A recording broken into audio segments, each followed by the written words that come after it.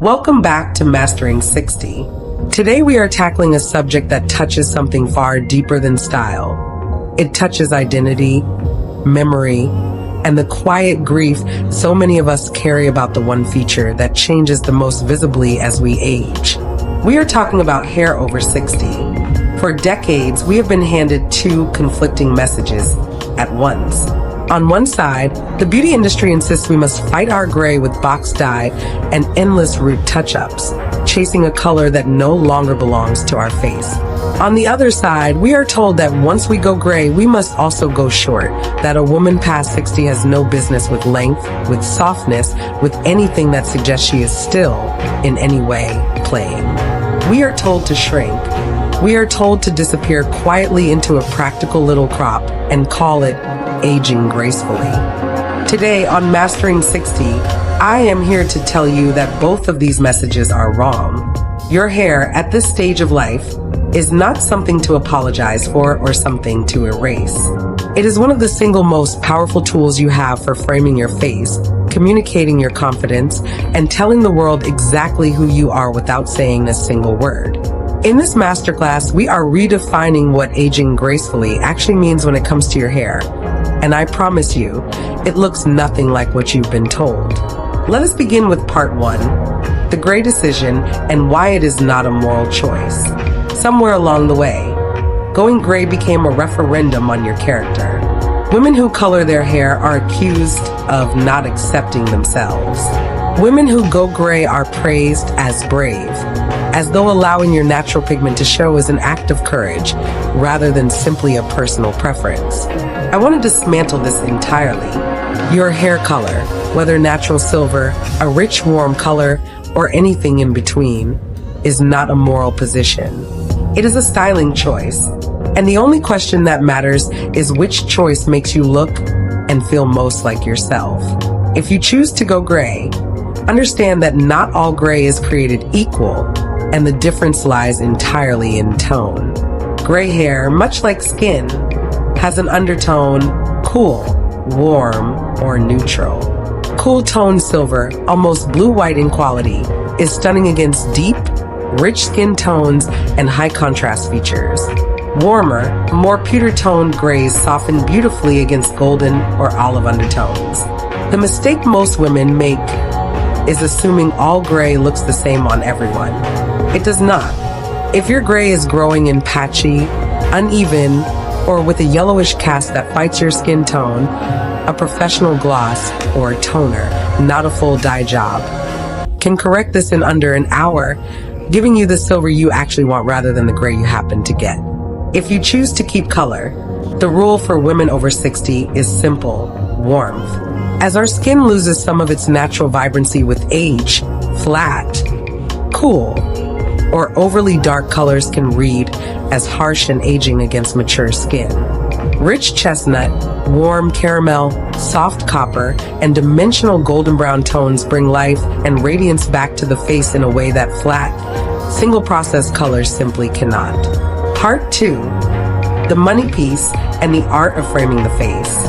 If there is one single technique that will transform your relationship with your hair color, it is what colorists call the money piece, a face framing highlight, usually 2 to 3 pieces of lightened hair right at the hairline, closest to your face. Here's why this matters so much for us. As we age, our natural hair often loses some of its density directly around the hairline and temples, and our face itself softens and changes contour. A money piece does something remarkable. It draws the eye directly to your face, brightens the area closest to your eyes, and creates the illusion of extra dimension and thickness exactly where you need it most. Whether you are fully gray, transitioning, or holding onto rich color, 2 or 3 lightened, face framing pieces will lift your entire look instantly. This is not a trend. This is architecture. Part 3. The cuts that actually lift without looking severe. Now let us talk about length and shape, because this is where the most damage has been done by outdated advice. The old rule said, short hair is age-appropriate hair. I want you to release that rule immediately. The real question is never about length. It is about weight, layering, and where the hair sits relative to your face. Cut number 1, the lifted bob. A bob that hits between the jaw and the collarbone, with soft layers built in around the face, is one of the most universally flattering shapes for a mature woman. The key is movement. A blunt, heavy bob with no layering will read as stiff and can drag the face down. But a bob with soft, face-framing layers lifts, adds volume at the crown, and creates the appearance of fullness even in finer, more mature hair texture. Cut number 2, the long layered shag. This is for the woman who refuses to give up her length, and she should not have to. A long shag, hair past the shoulders with generous, textured layering throughout, especially around the face, prevents length from reading as flat or stringy, which is the real culprit behind aging long hair, not the length itself. The layers create movement and volume, and the face framing pieces do the same lifting work as the money piece we just discussed.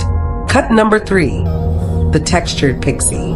For the woman who genuinely wants short hair, not because she was told to, but because it is authentically her, the key is texture, not severity.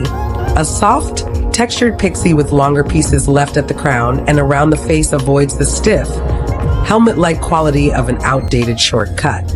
Add subtle texture with a matte styling paste, and this becomes one of the most chic, confident silhouettes available at any age. The common thread across all 3: softness at the face, volume at the crown, and movement throughout.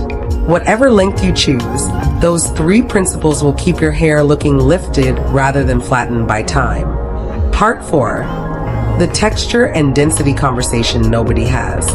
Let us be honest about something rarely discussed openly. Hair often changes in texture and density as we move through our 60s. It may become finer. It may lose some of its natural body. This is not a flaw to hide in shame. It is simply new information that should inform your styling choices. If your hair has thinned, avoid one length. Heavy styles that will only emphasize the lack of density. Instead, ask your stylist for internal layering. Layers cut within the interior of the hair rather than just at the ends, which builds the illusion of thickness from root to tip. A volumizing mousse applied at the root, combined with a round brush blowout that lifts directly at the crown, does more for the appearance of density than any expensive product marketed specifically at thinning hair. If your texture has become drier or more brittle, resist the urge to overwash. Mature hair often needs less frequent washing, not more, and benefits enormously from a weekly deep conditioning treatment focused specifically on the mid-lengths and ends, avoiding heavy product buildup at the root. Part 5, styling integration. Your hair should work in concert with everything else we have discussed in this series. If you are wearing your tortoiseshell cat eye frames from our eyewear masterclass, a lifted bob with face framing layers echoes that same upward sculptural line, doubling the lifting effect around your eyes. If you are dressed in your camel wrap coat for an evening out, a long layered shag left loose, and texture brings a sense of effortless glamour that pairs beautifully with structural block heels and richer jewel tone accessories. And for your everyday errands, a textured pixie or lifted bob styled simply with a bit of matte paste requires almost no maintenance while still looking entirely intentional. Proof that quiet luxury is as much about ease as it is about polish. Your hair is not a countdown clock you are racing against. It is not evidence to be managed or a flaw to be minimized. It is one of the most expressive tools you have, and at 60 and beyond, you have more information about what actually suits you than you ever did at 25. Use it. If you haven't yet mastered the eyewear that completes this same face framing philosophy, click the video on your screen right now, where I break down the eyewear dilemma. Subscribe to Mastering 60 for weekly guides on intentional dressing, elevated beauty, and timeless elegance. Stay timeless.